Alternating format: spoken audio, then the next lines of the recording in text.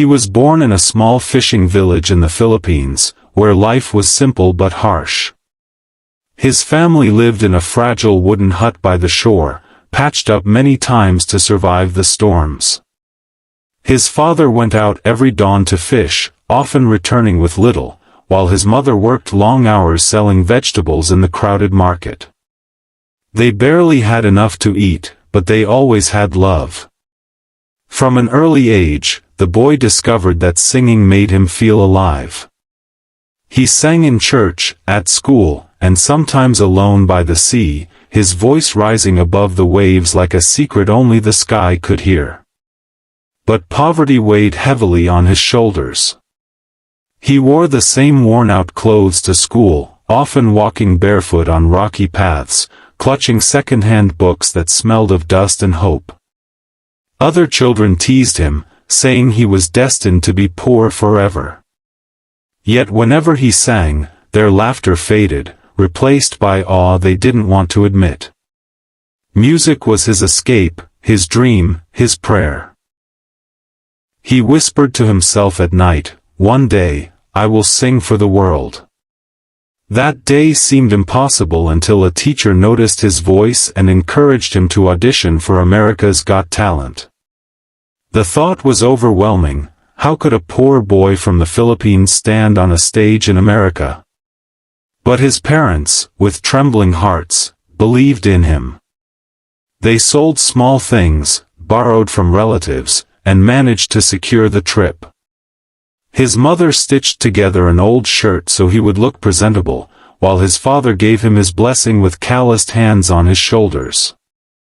When the day came, he clutched his small bag, boarded a plane for the first time, and whispered a prayer as the engines roared.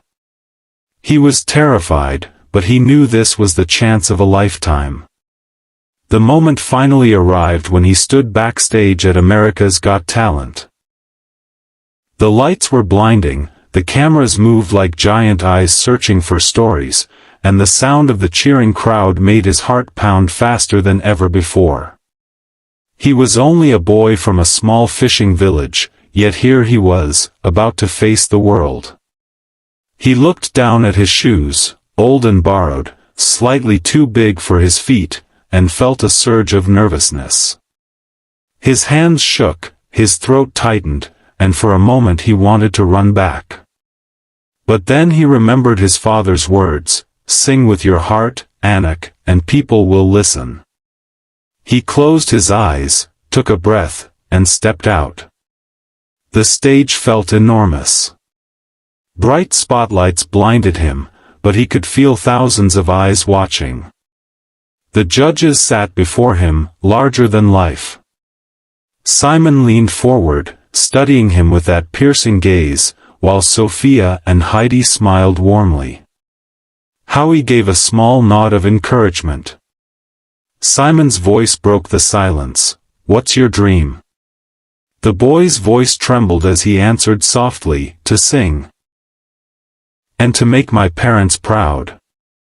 The audience grew quiet, sensing the weight behind those simple words. The music began. At first his voice was fragile, like a whisper carried by the wind. Some in the crowd held their breath, unsure if he could handle the pressure. But then, something shifted. His voice grew stronger, rising higher, filled with emotion that seemed far too deep for someone his age.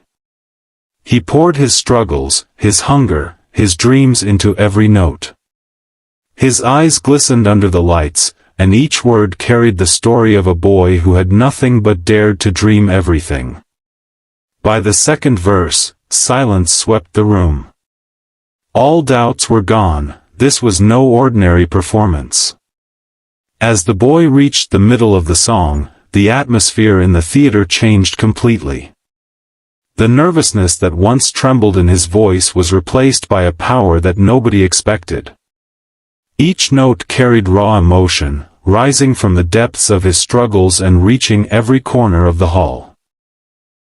The audience leaned forward, captivated, their eyes wide, their hearts pulled into his story without even knowing it.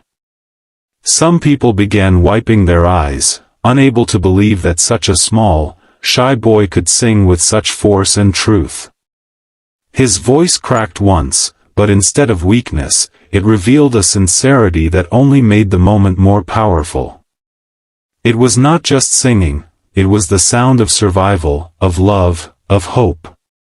When he approached the final chorus, he closed his eyes tightly, clutching the microphone as though it was the only thing holding him up. The long, trembling note he released seemed endless, like he was pouring years of pain and dreams into that one moment. Then it happened. One person stood up, clapping through tears, then another, and within seconds the entire audience rose to their feet in unison. A standing ovation thundered through the theater, echoing louder than the song itself. The boy opened his eyes and froze, shocked at what he saw. Thousands of people on their feet, cheering for him. His lips quivered, his eyes filled with tears, and he whispered a small, "Thank you," into the microphone. The cameras caught every reaction. Heidi pressed her hands against her face in amazement, Sophia shook her head in disbelief, and Howie simply mouthed the word, "Wow." But it was Simon's rare smile, soft yet approving, that carried the weight of the moment. For the boy, this was no longer just a performance. It was proof that even a poor child from the Philippines could move the world with a single song. When the last echoes of his song faded, the theater was still roaring with applause. The boy stood frozen in the center of the stage, his chest rising and falling as tears rolled down his cheeks. He could barely process what had just happened. Then Simon leaned forward, his voice calm but filled with weight. "That," he said, pausing just long enough for silence to fall again, "was unforgettable." The boy's heart skipped. To hear those words from Simon Cowell, the toughest judge of them all, felt like a dream. His hands shook as he held the microphone tighter, trying not to break down in front of the world. But before he could respond, Simon stood up. His hand moved slowly to the golden button on the table. The boy's breath caught in his throat, his eyes widening. The audience gasped, sensing what was about to happen. And then, with one decisive push, Simon pressed the golden buzzer. The sound echoed like thunder, and in an instant, golden confetti burst from the ceiling, raining down in a storm of sparkling light. The boy lifted his hands, staring at the golden pieces falling onto his face and shoulders. It was as if his dreams were literally pouring from the sky. The audience screamed with joy, their cheers mixing with the sound of the music as the golden lights shone on him. Backstage, his mother collapsed into tears, covering her mouth as she whispered, "Anak, you did it, you made it." The boy fell to his knees, overwhelmed. He touched the stage floor with one hand and whispered a small prayer of thanks. He had walked onto this stage as a poor boy with nothing but a song, and now, in front of the world, he was a star.